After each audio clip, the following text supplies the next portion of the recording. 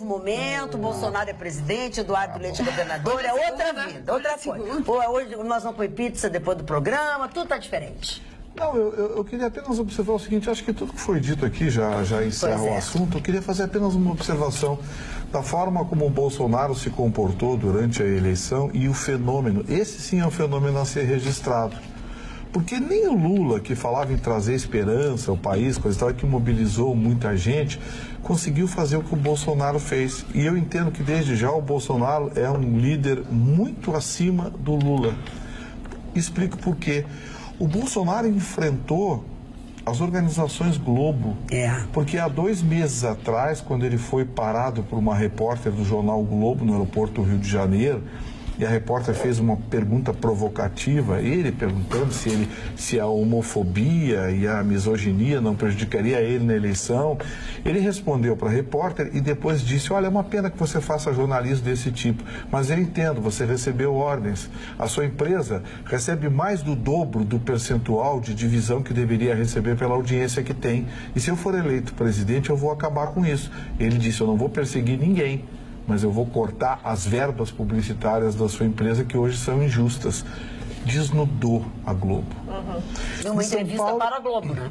Para a Globo. Em São Paulo, há um mês atrás, o Bolsonaro disse, olha, uma repórter da Folha fez uma provocação, ele disse, olha moça, eu sei para que você trabalha, a sua empresa é um braço do PT.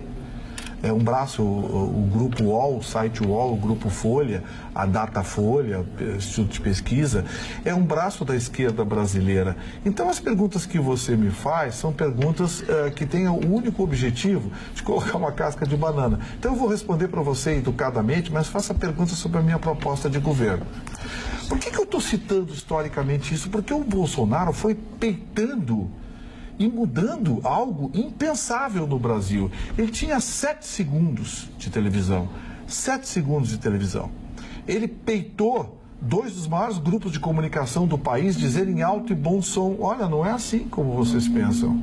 Mas ele avançou ainda mais. Ele teve o desplante de peitar a classe artística, os formadores de opinião, e disse, olha, eu ganhando a eleição, eu vou fazer uma auditoria na Lei Rouanet. Eu vou saber quem é que está levando alguma coisa nisso. E aí a classe artística se arrepiou. Porque tem muita gente que era ele não vai olhar a Lei Rouanet, porque vai sobrar para muita gente. Aí parou tudo, ele continuou avançando. Ele disse, olha, a escola que eu quero, uma escola sem partido, sem ideologia, peitou a academia brasileira, peitou os pensadores de esquerda que hoje dominam as universidades públicas. O Bolsonaro foi peitando todo mundo.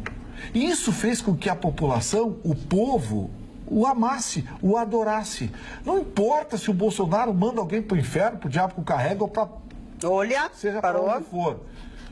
As pessoas não estão dando importância a isso, dão importância à sinceridade dele. Exato. Assim como o Lula tropeçava no português e falava problema, o Bolsonaro, a agressividade dele não atinge os seus adeptos por causa disso. Porque ele foi corajoso, ele peitou o sistema. Ele peitou a tudo e a todos. O partido dele fez uma coligação com outro nanico lá, em alguns estados. Sem partido, sem dinheiro, sem tempo, fazendo live pela internet. O cara foi eleito de forma acachapante ontem. E aí, quando todo mundo esperava que ele anunciasse medidas bombásticas, ele deu a primeira entrevista com a Constituição brasileira na mão. Enquanto idiotas falam em ditadura e que o país vai se transformar num país armado, num país militarizado, ele deu a primeira entrevista com a Constituição na mão. Hoje, a primeira ligação que ele fez foi para o presidente do STF, o ministro Toffoli, dizendo para o ministro Toffoli de que a Constituição brasileira será sempre cumprida e a justiça será importante. Sabe, esse cara que estavam esperando que mudasse o Fosse país, um troglodita. na sua primeira entrevista hoje, quando perguntaram para ele, ministro da Educação, ele disse, olha, ainda não sei quem vai ser o ministro da Educação, mas a partir do ano que vem, nós vamos ter mais matemática, nós vamos ter mais português, nós vamos ter mais ciências, química, biologia, física nas escolas, menos sociologia, ciência política, essas besteiras que transformam a cabeça dos nossos jovens em verdadeiros idiotas robotizados. Sabe, o monstro que estavam esperando pode até vir, eu não faço previsão do futuro, pode até vir o monstro que estavam esperando, mas até agora, tudo que está acontecendo é uma resposta a uma campanha que tentou, sem argumento para atacar o seu Bolsonaro na sua ética, na sua dignidade, atacou pressuposto de que talvez ele fosse isso, fosse aquilo outro.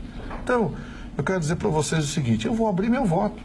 Votei no Bolsonaro no primeiro turno, votei no Bolsonaro no segundo turno. Se errar, vou errar conscientemente, porque todos os demais eu sabia o que iam fazer. No segundo turno, o seu Haddad, eu sei o que ele ia fazer. O Bolsonaro eu não sei. Então eu prefiro apostar numa esperança, numa incógnita, do que apostar numa certeza. Vamos